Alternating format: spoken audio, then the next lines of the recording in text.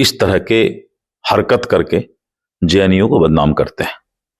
ऐसे असामाजिक तत्व को चिन्हित करने का जरूरत है, चाहे वो वहां का छात्र हो चाहे बाहरी व्यक्ति हो, और ऐसे लोगों को चिन्हित करके सजा देने की जरूरत है, क्योंकि फ्रीडम ऑफ स्पीच के आड़ में ये लोग देश विरोधी गतिविधि करते हैं। और ऐसे लोगों को जो इस देश का नमक खाकर इस देश के साथ नमक हरामी करता है, इन नमक हरामों को पहचानने की आवश्यकता है। पनोरमा ग्रुप, जो सोचता है वो करता है, आपके अपने सपनों का आशियाना।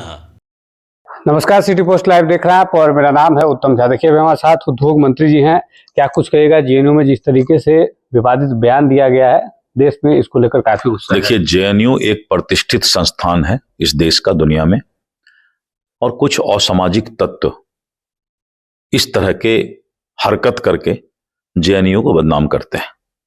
ऐसे असामाजिक तत्व को चिन्हित करने का जरूरत है, चाहे वो वहां का छात्र हो चाहे बाहरी व्यक्ति हो, और ऐसे लोगों को चिन्हित करके सजा देने की जरूरत है, क्योंकि फ्रीडम ऑफ स्पीच के आड़ में ये लोग देश विरोधी गतिविधि करते हैं। और ऐसे लोगों को जो इस देश का नमक खाकर इस देश के साथ नमक हरामी करता है, इन नमक हरामों को पहचानने की आवश्यकता है। इससे पहले भी जेएनयू में विवाद हुआ था, सालों तक इसको लेकर जो विवाद, इससे ज्यादा हम क्या बोलें, ये असामाजिक तत्व है और ये नमक हराम है, देश विरोधी गतिविधि में शामिल होते हैं। इन लोगों को चिन्हित करके सजा देने की आवश्यकता है। आपने किसी इंटरव्यू में कहा था कि ऐसे लोगों को चिन्हित करके फांसी का जो प्रावधान है वो होना चाहिए देश विरोधी लोगों के लिए। मैंने कहा था कि जो देश विरोधी काम करे, उसका अगर साबित हो जाए कि ये देश विद्रोही है, तो उसको फांसी तक का भी सजा दिया जा सकता है। बिहार में जो चुनाव हुआ उसमें महागठबंधन अब एक दूसरे पर ही आरोप लगा रहा है। कोई कांग्रेस जो है आरजेडी पर आरोप लगा रही है और आरजेडी जो है कांग्रेस पर आरोप लगा रही है। कांग्रेस और आरजेडी का बेमेल गठबंधन है।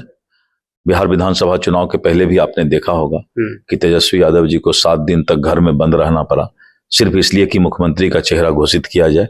कांग्रेस कभी भी नहीं चाहती है कि क्षेत्रीय दल आगे बढ़े, और क्षेत्रीय दल को समाप्त करने का प्रयास कांग्रेस करती है।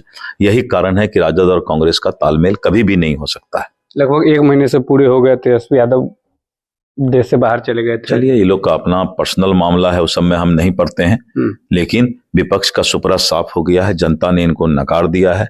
एनडीए का फिर से एक बार थंपिंग मेजोरिटी से सरकार बना है। सरकार की जिम्मेवारी है कि जनता के पैमाना पर, थर्मामीटर पर हम खरा उतरें, और उसके लिए हम लोग दिन रात मेहनत कर रहे हैं। हम विपक्ष के बातों पर जो है अपना समय गंवाने का कोशिश नहीं कर रहे हैं।